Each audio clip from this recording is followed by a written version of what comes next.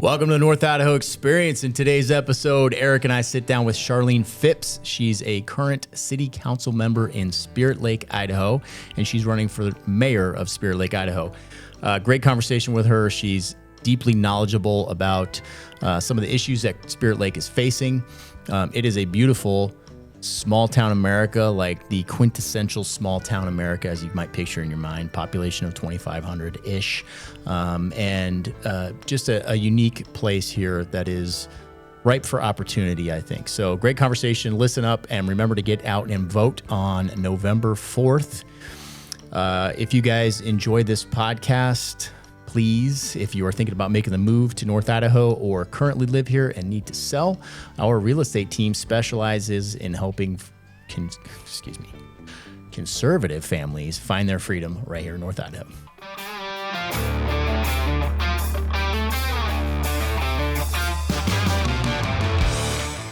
A brim on it? Yeah, that's exactly what it would be. You guys ready? Yeah, All absolutely. Right. Charlene Phipps, welcome to the show. You are running for the mayor of Spirit Lake. Thanks for reaching out to us. We have been trying to get in as many of these political podcasts as we can because the election's coming up November 4th. I think you're going to be the last one that we can squeeze in because it is now October 21st and we have a turnaround time. We are expediting these through our editor so that we can get it posted, but it will be out before the 4th. I promise you that. Well, thank you very much for having me. Yeah, and we were just chatting before the show, and it's interesting. Charlene comes from the area that I came from in Northern California, and she worked at a CHP office back in the day, a little before my time, but so she's got that background. And your husband's retired Cal Fire, so yes, cool. You've got the pedigree that we like. I mean, that's a big deal to us. First responders. Yes. Near and dear to our hearts, of course. So a little bit of background about you. What, I kind of gave you where you came from. How long you been here? What did you do in your career? Things like that. So before I retired, I was a registered nurse. My background was shock trauma ICU in the emergency departments. In that role, I worked as a negotiating team member for our contracts. I dealt with the Department of Labor, or worked with the Department of Labor at one point, working with attorneys. And like I said, I worked with Cal Fire, with CHP in the Northern Division office. That's with cool. Chief Joe Barnett. We retired in 2018 and moved up here after we moved some friends up and just fell in love with the area. What hospital were you working at, Mercy? Mercy Medical. I've actually worked at Mercy Medical and at St. Elizabeth's in Red Bluff. In Red Bluff. All right. I've been to both with injuries, so that's cool. Oh. My son was born in Mercy, actually, back in 2008. Yeah. Oh, yeah. I was still there. See, we're in the same building. Super small world. Very cool. So you guys, you and your husband both retired 2018. Correct. Which is cool. He worked the campfire, which is the fire that my house burned down in. So That's just crazy. gets deeper and deeper, man. Yeah. And then what brought you guys to North Idaho? Well, we ran into some friends that were moving up here, and they asked us if we would be willing to drive some trucks up here, and so we volunteered. Fell in love with the area and came back a few days later and spent a week up here, starting in the Idaho Panhandle area and then head south down through Boise. Decided that we wanted to stick with the inland Northwest. So you like trees, huh? Yes, we do. Yeah. And the ironic thing is, when we moved up here and found a place in Spirit Lake, several individuals told us it was a banana belt, believe it or not. They were being facetious. We did not know that.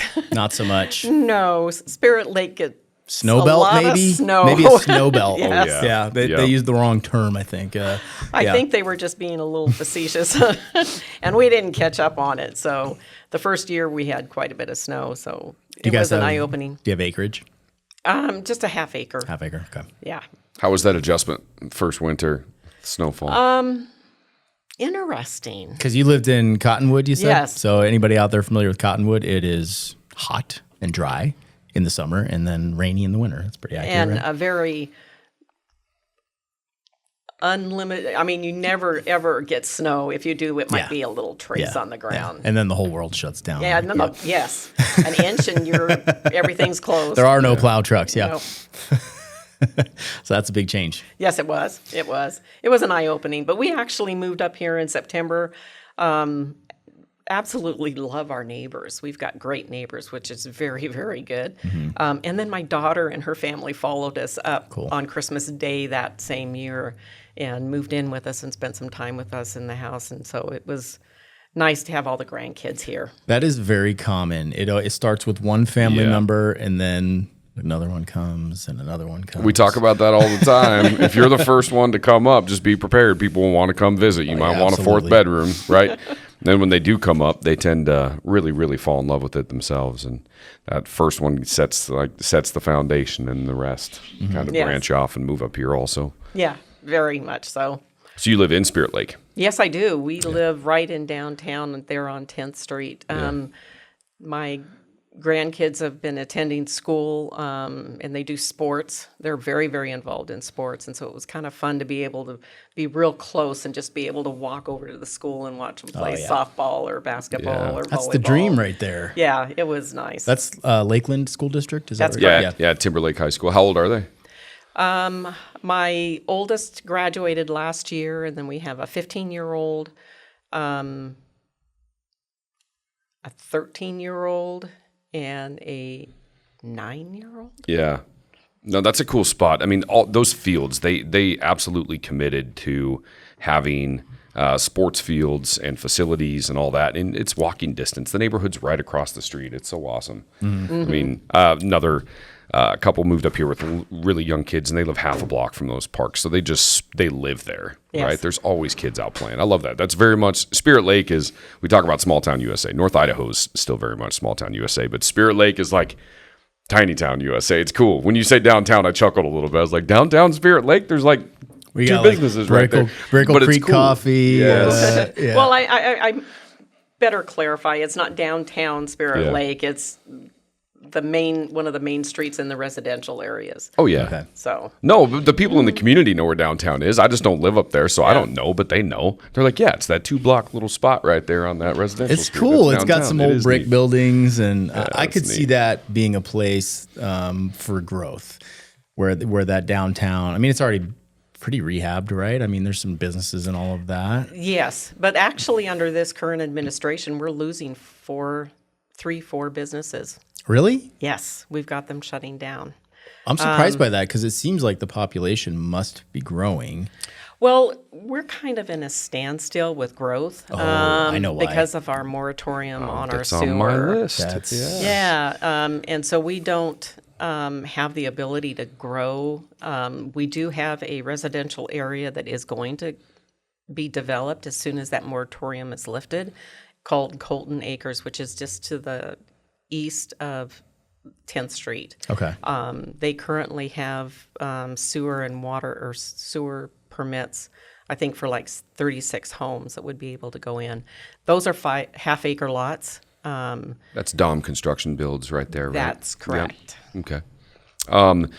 The moratorium, can you give like just a brief explanation of what that is, and just in layman's terms, so people that are coming out here looking at Spirit Lake, because I have a couple right now, just what that is and what the complications are?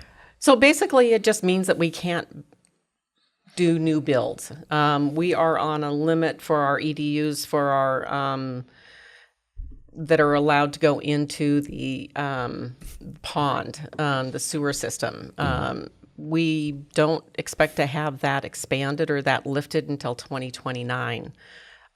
There is a piece of property that we purchased in Bonner County, which is where our sewer system is, that will increase the irrigation ability. The water from the ponds will be able to be irrigated onto that land.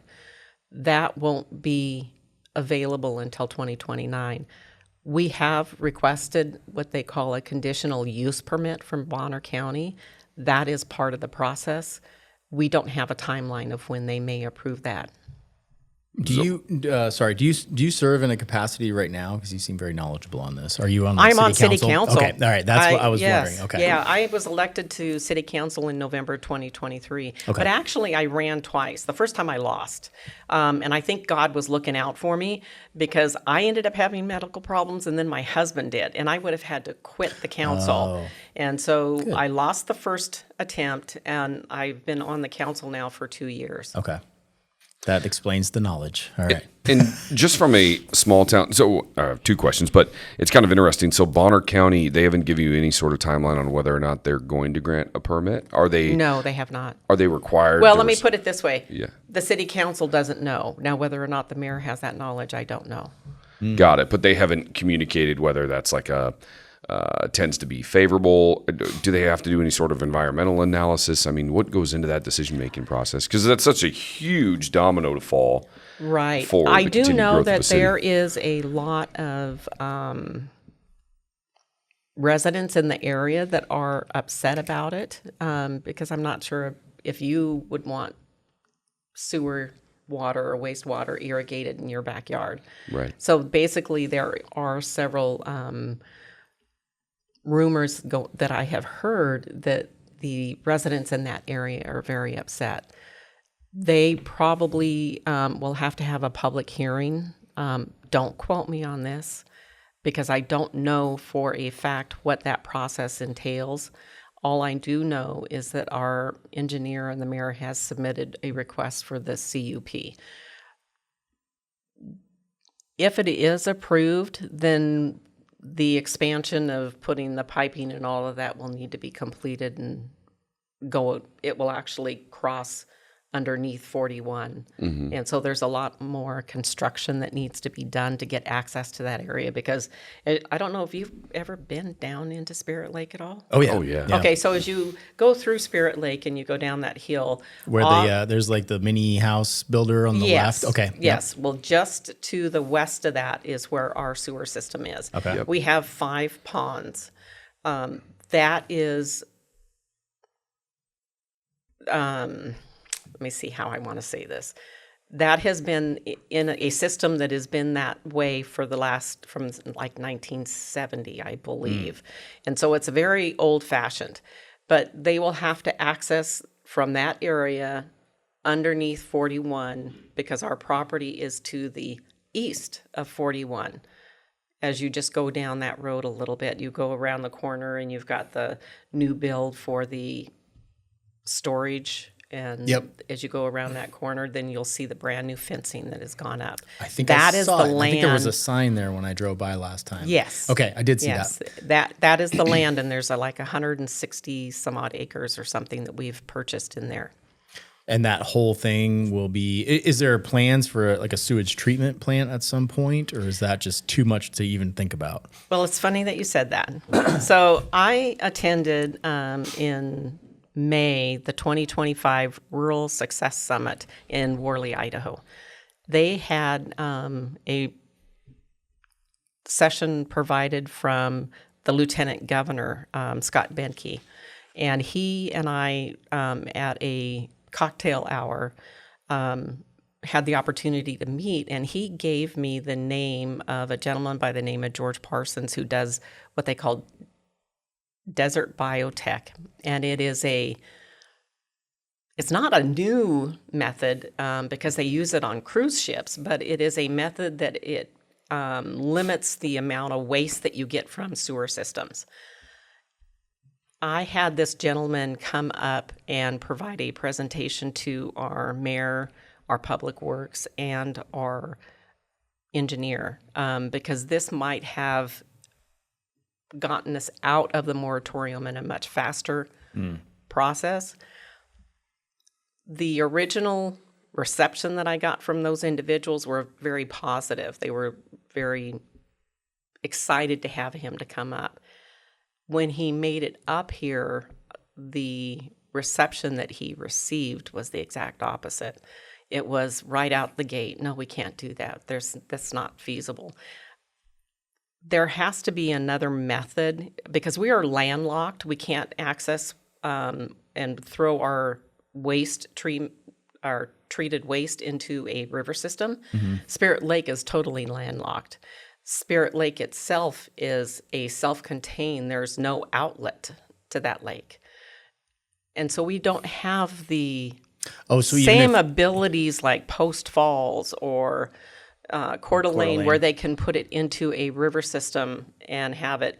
So you can't even, so they filter it in Post Falls and Coeur d'Alene, and then they're putting clean water basically into it, but you guys can't do that. We don't even have that ability. We don't have that means to do that. So what they have done is they've developed, and I believe it was back in the 70s, it might have been a little bit later than that, a pond system where they, it's filtered in one, then it goes to the next, it's filtered in that one, so it's progressively cleaner and cleaner. And by the time that they irrigate on alfalfa and these other grain, they are fairly clear liquids. They still have to monitor the chemicals that go into the soil, and there is a saturation limit that they have to address. But when we had Desert Biotech come up, instead of looking at it as let's see how we could do this, it was, no, we can't do this. We can't do it right from the start. And I think that is one of the faults of past administrations. Instead of looking at something and saying, no, no, no, why don't we look at it and say, how can we? How could this succeed? Let's try something different because the same old stuff is not working.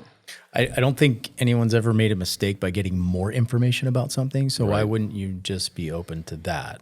Yeah. Oftentimes I think the progress is always inhibited by the statement, well, it's the way we've always done it. Yes. So, and I can't tell you how many times I've heard that. Yeah. And well, it's the way we've always done it. Well, that's great. I mean, North Idaho is the way it is for a reason, and I love it here. We all came here and visited and loved it here. It doesn't mean we can't look at something that makes a ton of sense that would be safer, cleaner, and more productive. How long has the current administration been in power there? They're going on 4 years at the end of the year. In fact, the current mayor is running. Okay.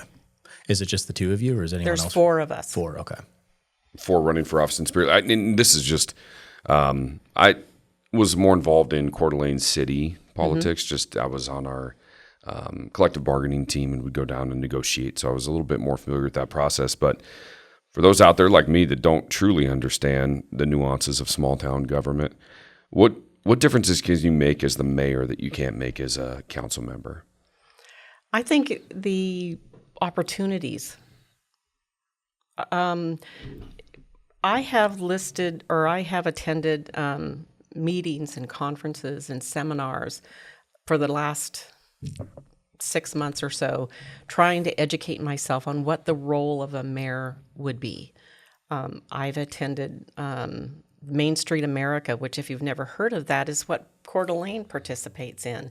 They have events, they bring in the visitors, that brings in tax dollars, and then those visitors leave. But it provides a thriving downtown community. All of these meetings and events that I have attended have provided education and tools, contacts and networking that will give me a step up, I believe, than my opponents to ensure that Spirit Lake succeeds.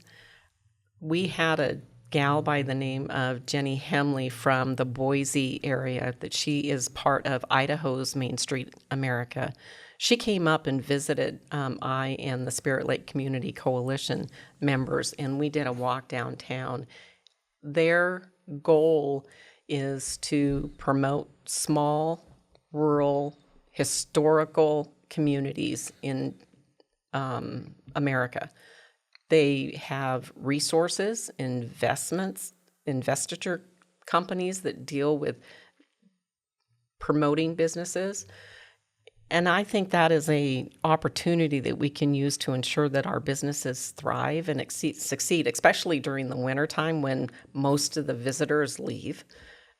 We need to have something to promote our businesses.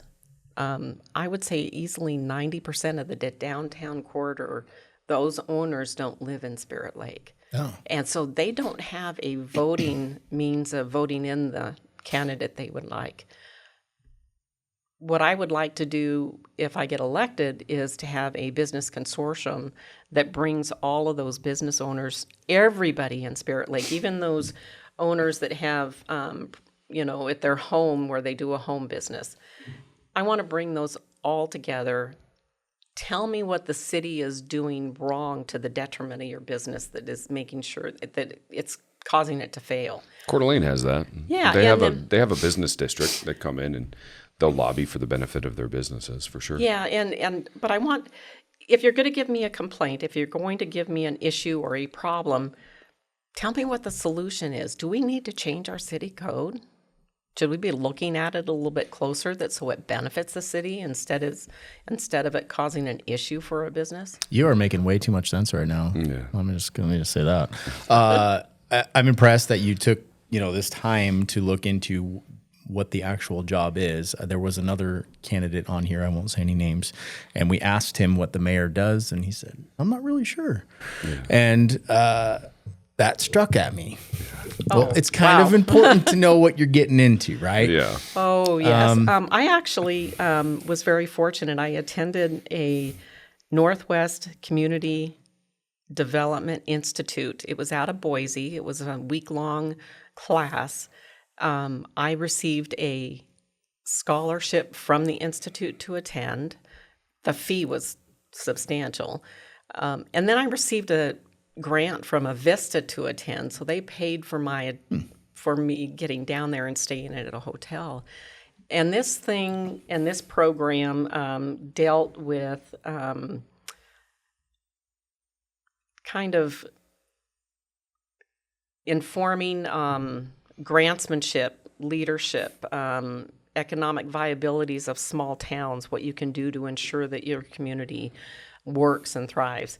And I learned a ton of information from them. But in addition to that, I sat down and spoke with the mayor of Caldwell, Idaho, for 45 minutes. And he gave me some insight on what it takes to succeed and to fail and what works, what doesn't work in running a city. It was a great conversation. And I got his card, and so I have access to him. Which is great. Networking, I think, you brought that up. That's such a huge part of it, because a lot of the problems you're going through, even though Spirit Lake is unique geographically, right? That system it's tough because you don't have running water. You're not the first one that's encountered this. And I've always been one of those, hey, how did you guys deal with this elsewhere?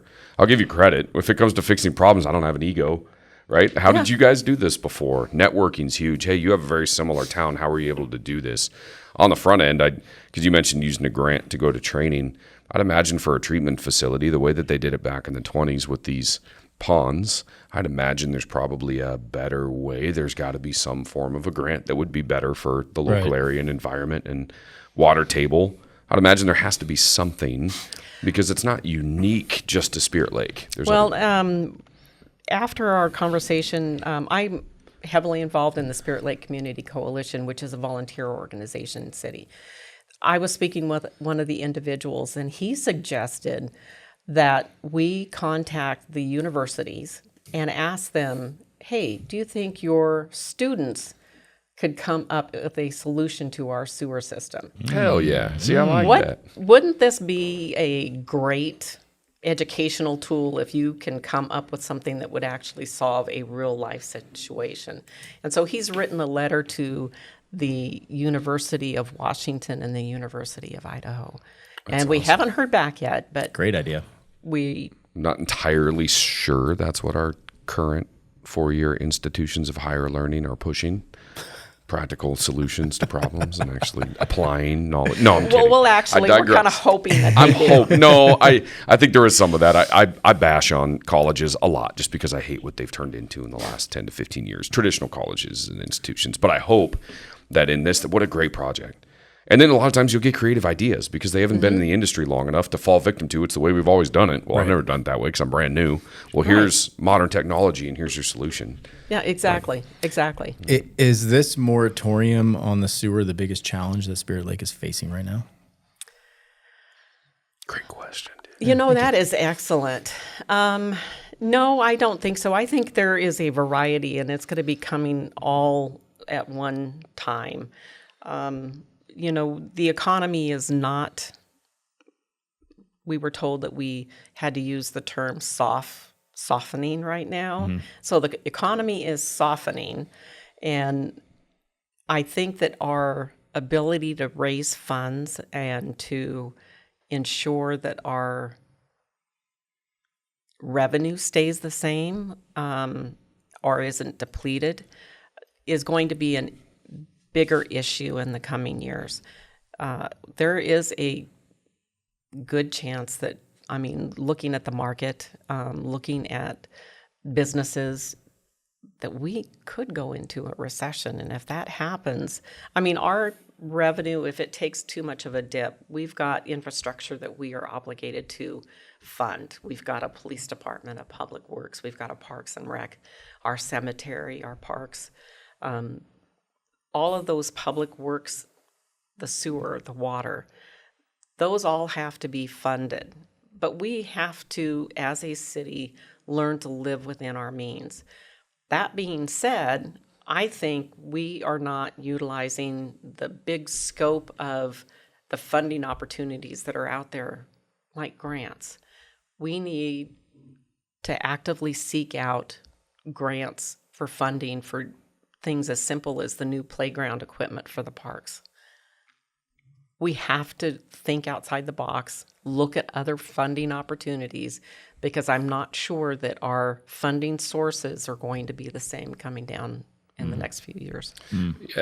Budget, I think, always comes, that's huge no matter which city it is. It's always looking at where does money go, where does it does not. I'm curious to get your opinion and really just educate myself. Spirit Lake has their own PD, right? That is correct. I'm from a law enforcement background. I look around, the county. I worked for Kootenai County for 5 years. Hayden doesn't have their own PD. Athol doesn't have their own PD. Curious what your perspective is on Spirit Lake PD. Like, how many officers are there right now? We have 7 officers right now and 2 reserves. Has there ever been any consideration to have Kootenai County patrol Spirit Lake? Yes, there has. In fact, when I first was put onto the council, or actually before I was put on the council, they were looking at because we were down to 1 officer, and they were looking at Kootenai County doing patrol. But let me tell you what my thought on this is. Well, when I first ran for city council, I had a fire commissioner tell me that Kootenai County needed to take over Spirit Lake. That it would be better to have a county sheriff in town monitoring our area versus actually having a police department. I told him, tell me your reasonings, give me all of your explanations of why it would be better for a Kootenai County sheriff to be here versus a Spirit Lake Police Department. And he did. And then I told him I respectfully disagree with you because, let me give you my reasons. If there is an active shooter down in Worley, God forbid that were to ever happen, where do you think our county sheriff's officers are going to go? They're going to head south. Right. Worley is at least an hour away from Spirit Lake. So what does that do? It leaves our city wide open. We do have some criminal element in Spirit Lake, including drugs. And so it's always been my belief that your officer that you have reporting, instead of having someone come in, spend a month working in the city, and then rotating out with another new officer, you need someone who's going to be invested in the community, has knowledge of the individuals that are there. They have to be able to see an individual on the roadway and know who it is that they are. We have awesome officers in our police department that are vested in the community. They go to the coffee shop and talk to individuals. They are on the streets. In the grocery stores, they speak to those individuals. And I think that personal contact provides for a better interaction with your police department. And I think that's really important. When I decided to run, I talked to Chief Moreland and asked him if he'd be willing to have monthly sessions of coffee with the cop and mayor. And he agreed. He said it thought it was a great idea. I will also do that and rotate it with our city officials. So the Public Works Department, maybe the Parks and Rec young lady could come in and have a coffee with the mayor and sit down and speak to the public. I plan on having quarterly town hall meetings because I think it's important we have a much more transparent government than we currently do. Do you guys have a good working relationship, your police chief with the current city council? I mean, yes. Good. What would you say is the biggest crime issue facing Spirit Lake right now? Right now, it's the I-41 corridor. Yeah. We've got a school on that roadway, and I think it's traffic. Yeah. I think that's our biggest issue. Does ISP come in and assist in that? I would think being on 41. They do, but I have to tell you, I haven't seen them recently. Yeah, I don't know how they do on staffing right now. I'm not sure. Yeah, I think they're actually down. Don't quote me on that, but Yeah. I think they're down. It could be because I think most departments are right now. Yeah, it's tough. I mean, you think about that from ISP, you've got 95, you got I-90, you have Highway 53, you've got all of that stuff that's going on, and then you've got 54 and 41. Spirit Lake's in such a weird little pocket because Athol's growing like crazy. They have room to grow. You got Farragut State Park, you have Silverwood. You've got a lot of things that draw people towards that area, and that Spirit Lake spot's kind of a forgotten corridor. And drug traffickers know that too, by the way, because I-90 got peppered when there was an interdiction team out there on I-90. It was troopers and then Kootenai County, but they'll pop drug loads coming over on that, and they started going up 41, then up over 200. So you guys absolutely have traffic. But I've seen some of your busts too. Some of your cops have gotten some really big loads. We have been blessed. We had a dog donated to Spirit Lake. Oh, cool. That's cool. So we have an interdiction dog now. Nice. That's fantastic. In fact, the officer just finished the training with the dog, and he's back, and he's already made some great arrests. Nice. That's cool. Good. I kind of agree with you that it's always better to have your own department if the town can afford it, because of exactly what you said. They're there all the time, more invested in the community. Contracting out to the sheriff's department, I've seen it in California, and it's like it's hit or miss. Well, and look at Hayden right now. They're running into that. They're with the Kootenai County Sheriff, and so there's been issues regarding their funding. I'm actually surprised that Hayden doesn't have their own department at this point. That's been a thing since I was a deputy there. It's like Hayden's growing like crazy, and that was such a significant percentage of our calls for service. And as the whole county's growing, there was always back and forth at the top, and I never cared. I'm just a blunt instrument, right? But I'd heard those conversations, and it made sense. It's like Hayden's and their tax rate is one of the lowest in our local area. It's like at some point you probably ought to pony up for a deputy or two, right? And Walmart's in Hayden. That in and of itself, you could have an entire officer just dedicated to Walmart. And I'm not bashing on Walmart. Walmart actually won an award, our local Hayden Walmart, for being one of the least theft-ridden stores in the country. They had the lowest petty theft rate in shoplifting out of that store, and there were still a ton. Which, wow. Yeah, it makes you wonder what it was like across the rest of the country. Dude. I know. Bad. It's freaking bad. So interesting. I just want to get your perspective on that, just because Spirit Lake is unique in that way, and it's certainly an expense, right? Having your own PD and your own employees. Employees are expensive. That's always the biggest expense. Okay, I'm curious. What motivates you? Because it sure would be easy to just say, you know what, I'm retired. I'm going to live my wonderful life here in North Idaho, yet you are deeply involved. I think it's a combination of the fact that I believe that you need to give back to your community. I'm a total advocate like that. You need to be involved. You need to support your community, whether it be through events and volunteerism or whatever the case may be.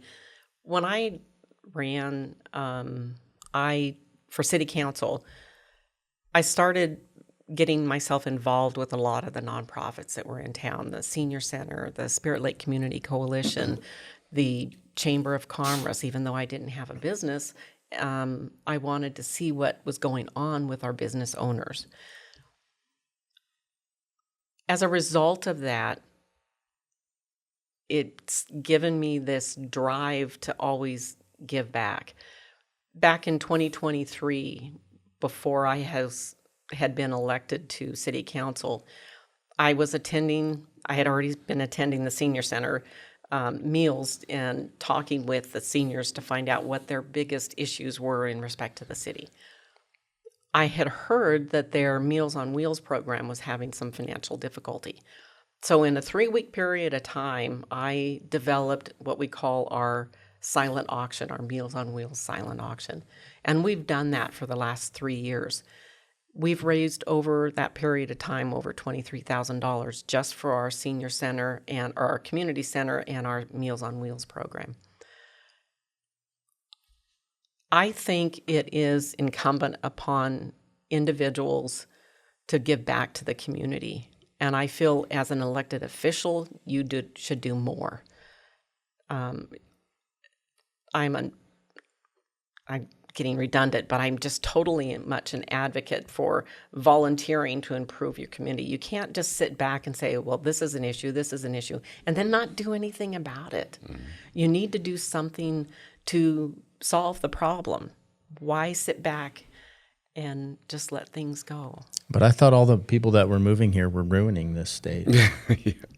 Well, what I like is it sounds like you're being proactive. I mean, this is an important character thing for me. And would you consider yourself a naturally curious person? Yes. If you don't understand something, do you go seek out Yes. that source? Do you think you know everything you need to know right now to be? Oh, no. Okay, that's already putting you farther ahead than several. But No. If you ever attend a Spirit Lake Council meeting, I ask a lot of questions. I never sit back and let things just slide through.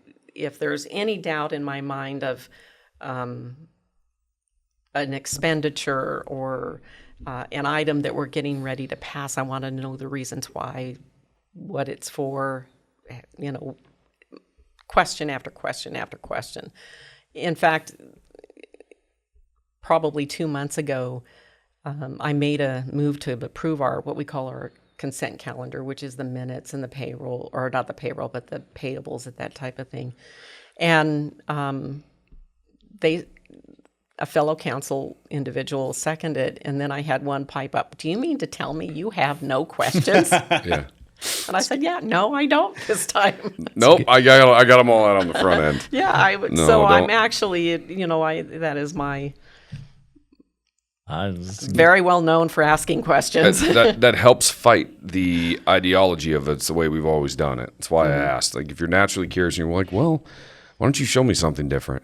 Let's look at it, and then let's break it down and try to look at it from a different perspective. And I think that's just being able to separate and put ego to the side for the betterment. So, well, admirable. we actually, I was at a local company, or not a company, but one of our food banks, and they were having problems raising money, and actually the finances had kind of dried up a little bit. And so I had spoken with a couple of the other nonprofits and the other food bank individuals, and they were in the same situation. Money's product had all kind of dried up a little bit. And so I and another co-founder, along with our Spirit Lake Community Coalition, are going to hold an inaugural event this year, our 2025 Christmas Gala. And the nonprofits that were invited, we tried to catch everybody that was in the city. We're going to provide a Christmas tree to them. So they're going to decorate it, and they're soliciting gifts for underneath. Very similar to what you see in Davenport down in Spokane, where they auction off the Christmas tree. We're going to do that on a much more a much smaller basis. And so at this event, we're going to auction off these trees, and then the proceeds from that event will be distributed equally to the nonprofits that are participating. Cool. So Great that idea. so I mean, they may only get $1,000, or they may get $2,000, depending on what the amount of money that we actually raise. But it was just another thing that we started talking about. We had a problem, so we needed to fix it. We needed to help. Right. What's the population of Spirit Lake, roughly? 2,566. Okay. Even smaller than I thought. Yeah. Well, it's interesting because the incorporated area, is there any talk when you're looking at cities like Post Falls that are really good at annexing property. They've been effective in their future planning. Do you guys take that into consideration in Spirit Lake, like trying to annex and collect other little pockets of Kootenai County? Not at this point in time. We do have some areas that would be interested in annexing, but because they're already established residence areas, it would be kind of hard because I believe you need to get a full or majority of those individuals willing to be able to do that. I don't believe in, as a city, taking over a land area for a tax base if that is not what the residents want. I think that's stepping outside our zone. Yeah. Cool. What drives the economy in Spirit Lake? You've got small businesses. Is there anything larger that employs No, people? there isn't. We're very much a bedroom community. I would say a large portion of our residents actually move outside, they live in Spirit Lake, but they work outside the area. We have very small businesses that have single-digit employees. They're not industrial by any means, and in fact, we don't even have the water or the sewer that would support an industrial base. So it's very, very limited. And it will probably always be that way, I'm guessing. Oh, yes. Yeah. So there's limited opportunity for growth. I mean, you talked about that one potential future development, which could be good to bring in, more residents. And they have permits already. They have sewer permits, How are not the they- actually building permits. What it is they we've gone in and out of a moratorium since I've been here, like 3 times, I think. So they opened it up. They had a lift of the moratorium. Dom came in and purchased the sewer permits, and then we shut it right back down into the moratorium. So, but until we can actually lift that moratorium, he cannot build. Oh, so that's out there till 2029. Yeah, because Got it's not, Even though he's got permits. even though he has permits. Okay, interesting. You said Don, but it reminded me of somebody that works for Spirit Lake. Dawn, I've worked with in my real estate capacity. She's the city clerk that controls all the permits. In City Hall. Yeah. Amazing employee. She's freaking awesome. She's like super knowledgeable about everything Spirit Lake. Every client that I've sent up there to ask questions, very friendly. She like vets them a little bit to make sure they're a good fit for the city first. Like she grinds them, has a couple questions. Yeah. Hey, where are you from? But then just make sure they're like, okay, you're cool. Maybe I'll give you some information. But she's great. So she's out there and she listens to this. She's been a lot of fun to talk to on the phone and extremely knowledgeable about anything permit related. If you've got questions about moratorium or expanding or adding anything to your property, she's like the one-stop shop for that stuff. But Oh, yeah. she seems very invested in that community as well. And And she knows our city code inside out. right. And she seems to just have, a good grasp of that. And it's the funny thing where you're trying to hang on to what Spirit Lake is, but at the same time, you need expansions to grow a tax base. So it's like this juggling act of how do we keep it the way it is, at the same time preparing for the growth and trying to capitalize on that as we go. Are you guys, has there been any discussion, I'll probably get yelled at by a developer for this, but I saw this in Coeur d'Alene City, there wasn't a lot of impact fees with community. We actually are looking at increasing our impact fees. It just went before the council, and we've approved it for a public hearing in November. And that's what it should be. Let both sides come out and talk it out and see if it makes sense. Yeah. I'm not the one that's up here saying, oh, you need it, because I don't know Spirit Lake like everybody else up there does, but I think there should be some consideration. By and large, if you're going to add more homes, you're going to further burden some of the city. Obviously, sewer, water, police, fire. Parks. Yeah, parks, all of that stuff. So I think that's important. Traffic, all of those things. Schools, all of that stuff. So who covers you guys for fire? The Spirit Lake Fire District. It is a district that's composed of about 120 square miles. It encompasses Spirit Lake and then goes up in through Bonner County. So are they employed by Spirit Lake? No. Okay. Who? No, they are an actual district themselves. Got it. Okay, curious. I always wondered if that was like a city entity or what that looked like. Got it. No, it is not. It's it's actual fire district. Spirit Lake is funky. Like it's got like little like what controls what. It's just unique. The makeup of the community, is it predominantly retired, or is there a lot of families living in there as well? It's actually a mixture. Okay. We do have a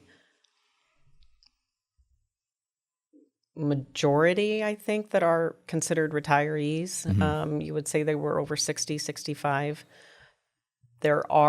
We have noticed a lot of families moving into the area, and I think that's probably individuals and families trying to get away from the bigger cities and the bigger neighborhoods, because we don't have that to deal with in Spirit Lake. And home prices are more affordable, so I think that is a driving factor for. I know they're still not super affordable. Yeah, I was but, going to say I would but disagree with more you on that one.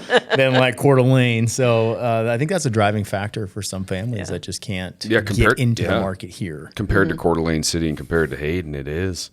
I mean, even some of those going like Post Falls, Spirit Lake is Really? Yeah, Oh, yeah. absolutely. Because I look at the homes that are for sale right now, and it just blows my mind. Yeah. Right. From what I paid back in 2018 and what they are right now. Yeah, Just, but that's everywhere here. I Yeah. mean, all of them have gone up, and that's, when you factor in the relative crime rate in Idaho versus other states, the relative freedoms, the relative control over your kids' education, the vaccination, leniency in Idaho versus other states. You can understand why families are fleeing here, because they want some freedom for their own kids and to raise them how they want. I'm a firm believer the reason the crime's down is because everybody's got a gun. Yeah. That's a factor for sure. An armed society is a polite society. Right. That is accurate. But it's weird when you look at other states. I'll tell you, the states that at least in my experience, the clients I get from Oregon tend to like Spirit Lake. Really? Yeah, because they're from it's rural. It's generally small town, and these are people that just detest what's happened in their own state. How the how Portland tail wags the dog, and it's turned the rest of the state kind of crappy. But yeah, they tend to like Spirit Lake. They see that as like a fit. I can think of 4 right now, all from Oregon. They're like, Spirit Lake's a cool spot, just because it's still that small town feel, and they know their neighbors and all that. So Yeah. I suspect if you guys can get past the sewer issue, that town might grow more than you realize. Yeah, I agree. Because a lot of people are getting priced out, and they're looking, and they want that small town feel. We don't get a lot of people that want to go east to the Silver Valley because there are some challenges there. It's a super fun site if you're wondering what I'm talking about out there. But they want to be close enough to Coeur d'Alene area. They want good schools. Lakeland School District is highly regarded in the area. Still the highest rated, yeah. So I suspect if you guys solve that issue, and maybe you don't want that much growth. I don't know. And personally, I don't. But fortunately for us, our city limits, it's very demarcated. It's very finite, and we don't have a lot of the empty land where you could go in and do a Post Falls build, or where a developer could come in and just build up. We don't have that. I do know that we need some workforce housing because we don't have it in Spirit Lake. There are sources out there that promote that.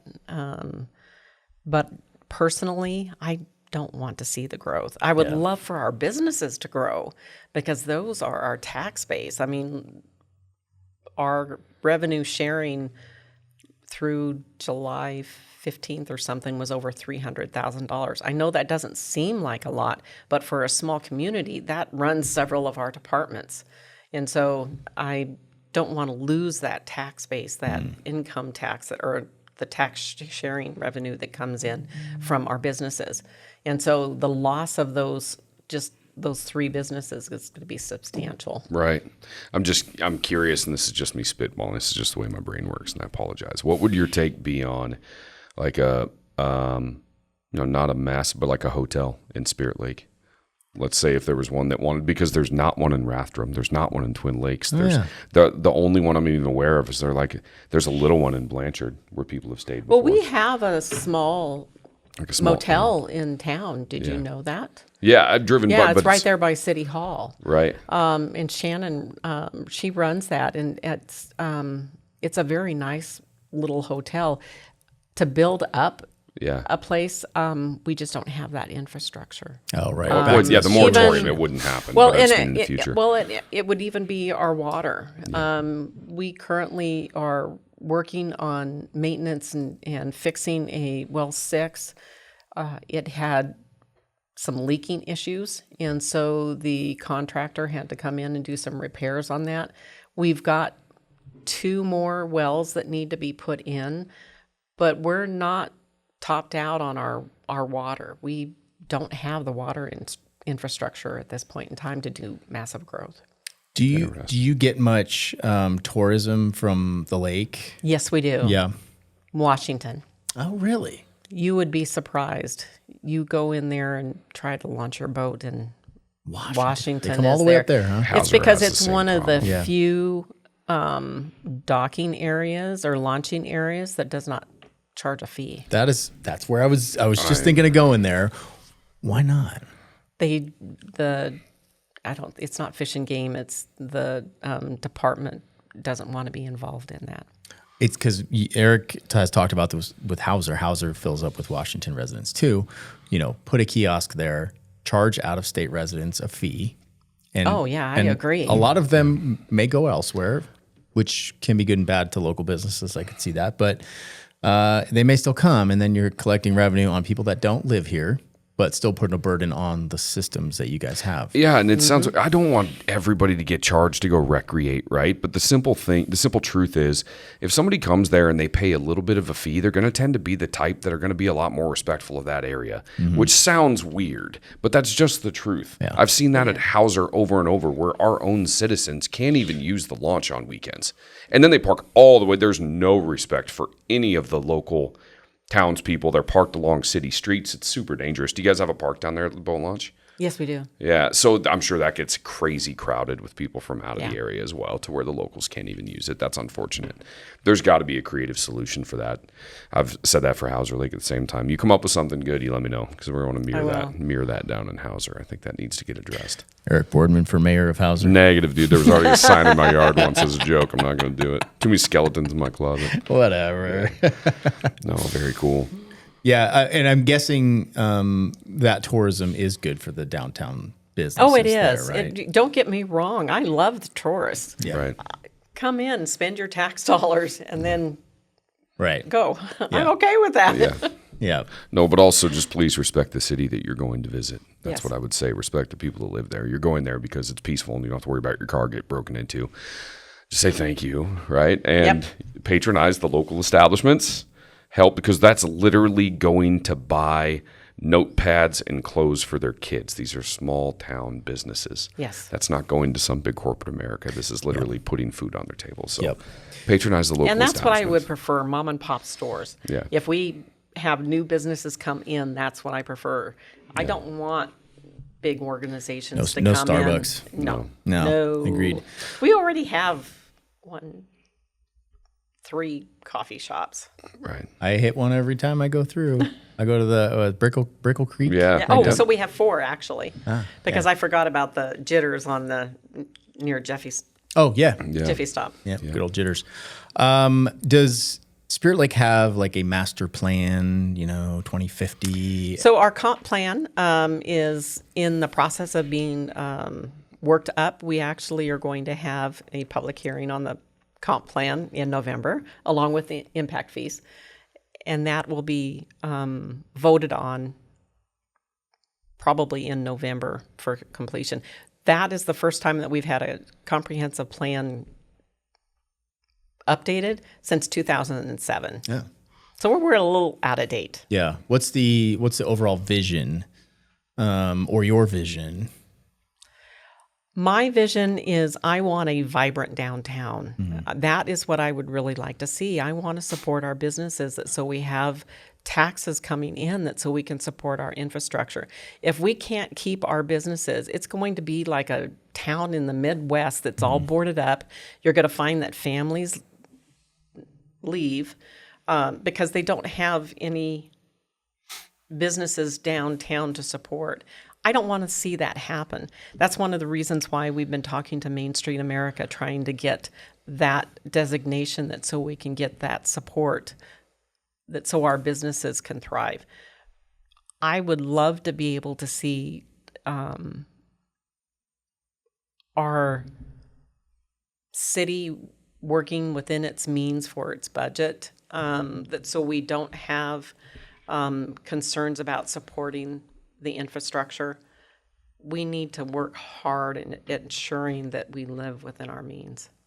That's a good vision. I keep in my mind, I just keep coming back to, because we are obviously highly tuned into the growth here. Through our channel, I say it all the time in the videos, we get calls, texts, and emails every single day from people that are trying to move here, and it's absolutely true. Mm-hmm. There are a lot of people out there, whether you like it or not. I know a lot of people don't like it, but it's just happening, and it's not our fault. But there are a lot of people that want to move here because North Idaho matches their values, and wherever they're coming from no longer matches their values. And they're giving up a lot to get here. So I just foresee more growth coming that way. As, Post Falls, Coeur d'Alene fills up, becomes too expensive, whatever. I think a lot of people are starting to push north. I mean, like you said, Athol is growing like crazy. I've had a lot of people wanting Spirit Lake. Yeah. Just in the last 2 weeks. Athol, I mean, I think pretty much all of it's 5-acre minimums, right? It's expensive. Yeah. And a lot of people can't do that. Mm-hmm. So they start looking, Spirit Lake, Blanchard. See, and our code has a limit on it's a limit of 1/2 acre for new homes. I want our community to be very transparent. We currently have our city council currently does not allow for public speaking in any shape or form. Really? No. And so I want to open up our public comment period so residents can speak to our city council and the mayor. I want more of an open door policy so people can just walk in and talk to the mayor. I want more involvement in the mayor's with the businesses so that he knows, or I would know, what was going on with those businesses. And I want our annual tax audit to be actually posted on our website.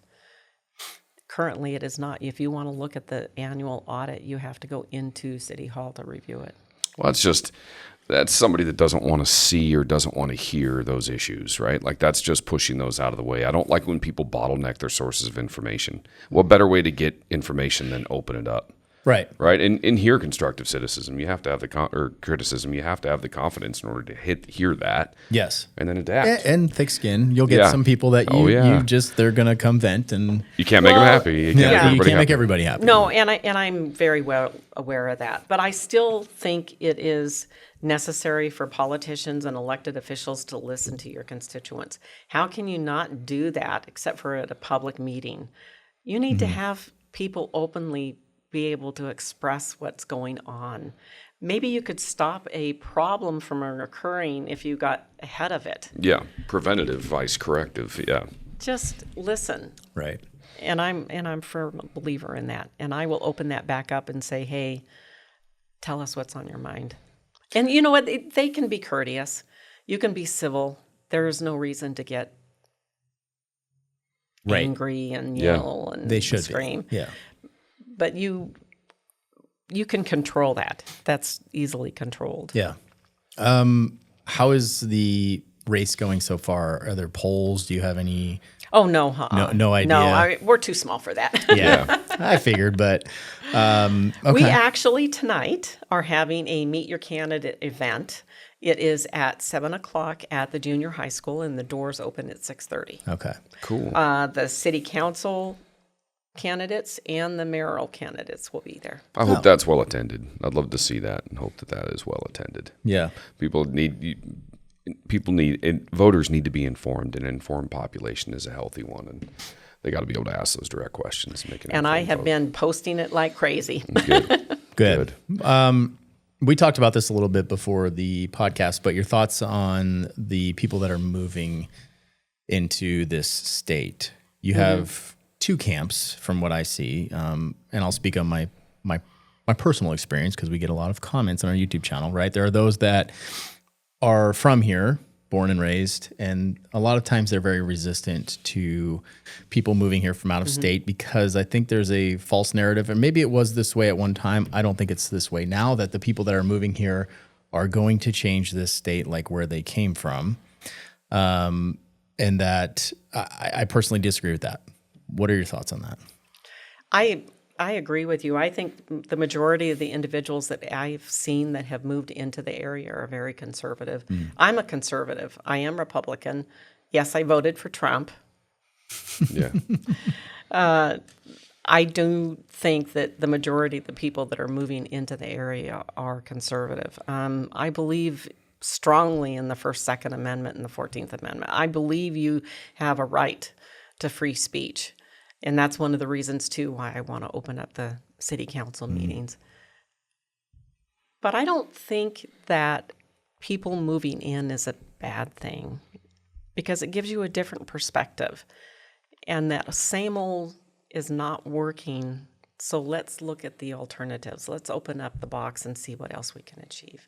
There are challenges with an influx of population, 100%. We cannot argue that, right? Home prices have been driven up because of that, and I can understand the frustration there. But I agree. I think the people that are moving here understand deeply what it's like to live in an area that does not match your values, or did and then changed, and now they understand. They know how quickly things can change. They know the indicators of things changing in a negative way, and I think the people that are moving here are deeply invested in keeping this place the way it is. A throwback, as Eric would put it. Yeah, well, they have a vested interest in keeping this place. They chose it for a reason. And I think that their perspective, coming from a place that was not favorable and not where they wanted to raise their family or not where they wanted to retire, it had turned into something else. They're more acutely aware of the signs and symptoms of this turning to that. So as citizens, I think they can be tremendously beneficial. And unfortunately, it does drive up housing prices, but then you end up with a invested base of people that are residents here. They're involved. That's what I've noticed about people moving here. Yeah. They stay involved in local politics and want to pay attention. And A lot. Yeah. I don't know how you would compare this, but I feel like the people that are moving here are more likely to vote. I'm just going to say it. Because they know how important it is. I mean, this is how I can't affect change in the federal government. Like I can't do anything. I can scream all day long. It doesn't matter. But I can affect change in my local government. Yes. And that's an important part. Be a shining example for other cities to follow, right? Get it established, and that's how you impact the big picture. Take care of your own little micro area, and then other cities will go to follow, and then I think it'll breed from there. Yeah. And expand. I agree. Final thoughts? Anything else that you desperately wanted to talk about today, or did you hit it all? I don't think so. I think the questions that you have posed have been pretty insightful, and I believe that pretty much addresses most of what I wanted to state.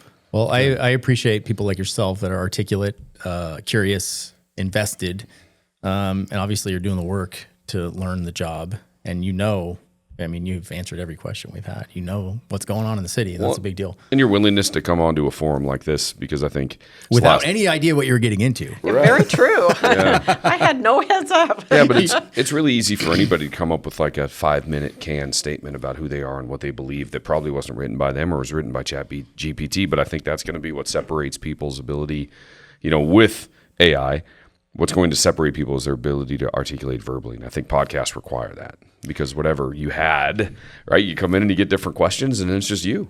Yeah. Right. That's what people like to see. The thing that separates me from the other candidates is my volunteerism. I've been so involved in the community for so many years, long before I ever ran for public office. Good. Well, thank you for that. It was a good conversation. That was a good conversation. Yeah. Thanks for coming on. Yeah, and good luck. Thank you. All right, Charlene Phipps, look for her at the ballot box, November 4th. Get out and vote. Absolutely. It's very important. Thank you. Yes, thank you. Take care.